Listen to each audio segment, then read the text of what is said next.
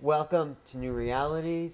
I'm Alan Steinfeld. Today I have with me Jordan Maxwell, and he is a analyst of symbolic realities, the way people have taken information and also distorted it in order to control people's minds, and have used symbols which affect our subconscious and manipulate consciousness. Really, I think you really... That's the object of symbols, is to manipulate consciousness. Yeah, that's why you have symbols, because symbols tell you something, you know, and they speak to you.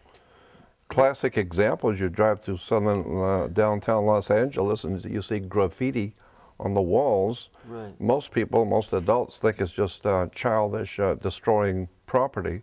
But no, those symbols mean something. And if you understand the culture that developed those symbols, they're telling you something. Well, it's not so much to manipulate, it's more to express. The basic... Well, but they're also manipulating you, because now you've read it, now you understand what it's saying, now you abide by what it's saying, so it's manipulating you. Or reacting to what or reacting and to that's it, still a of course. manipulation. Yeah. So is there any way to avoid... Not in this world. So one of the ways is to be aware of it. Yeah, to be at least to be aware that propaganda comes in all forms, you know, verbal, motion pictures, television, newspapers, magazines. But propaganda does not deceive you. It helps you to deceive yourself.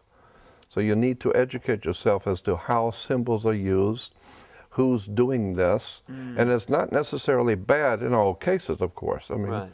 You advertise products, you advertise the reason why that product is better than the other. It's not, it's a propaganda, but it's at least it's explaining something to you. The point I want to make is that you need to understand that there are very powerful organizations in this world that have lots of money and they have an agenda. And so they will put their propaganda, they pay large sums of money to professional people that know how to manipulate you. Right. And they know what you want to hear. Well, tell us what those specific symbols are. Like, what would you... Well, I mean, a classic one is like the Nazis used the swastika. The swastika was used by the Hindus before, and the Buddhists, and many other religions. But now, today, when you see the swastika, it tells you something instantly. And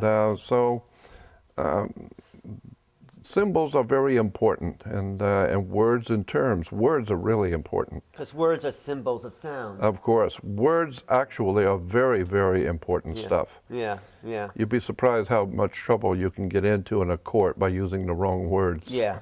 Yeah.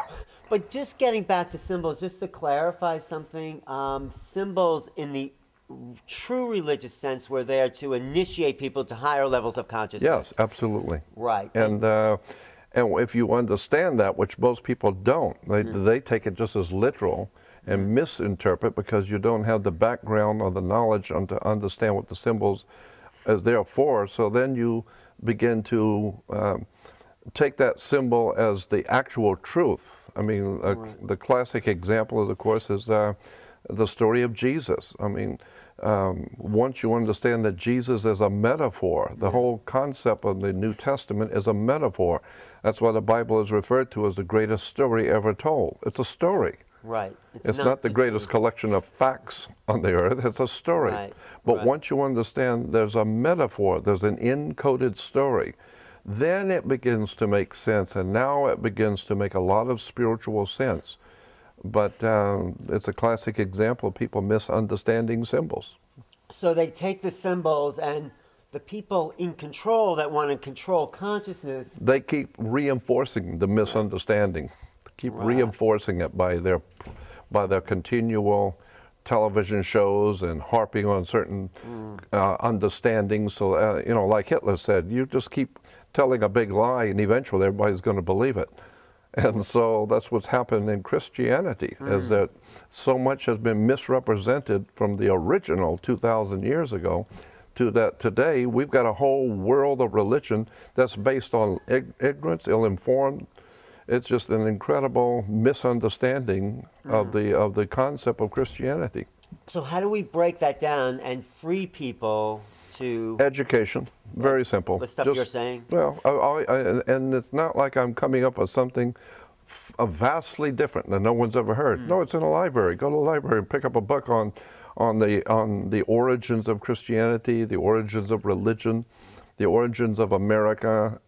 It's all there. I mean, wisdom and knowledge is everywhere if you just want to take the time to look. No, it's the level of conditioning that people, Yeah. when, you know, some old cardinal said, give someone information at, you know, as a child, and they'll believe it the rest of their life. That's what the Jesuits said. Yes. Give me a child to 7, and he'll be mine forever. That's right. So That's true. It's encoded in the neural nets of the brain. That's right. And we have to somehow get in there and wake people up. That's the problem with fundamentalism. That's the problem with religion, government.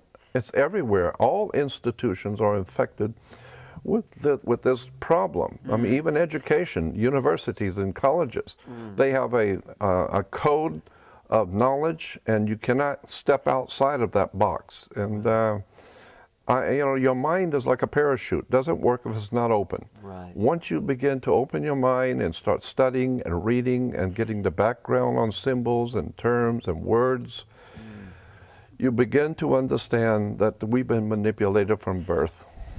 We need to back up and go all the way back to day 1 and start re-educating yourself the way the world really works.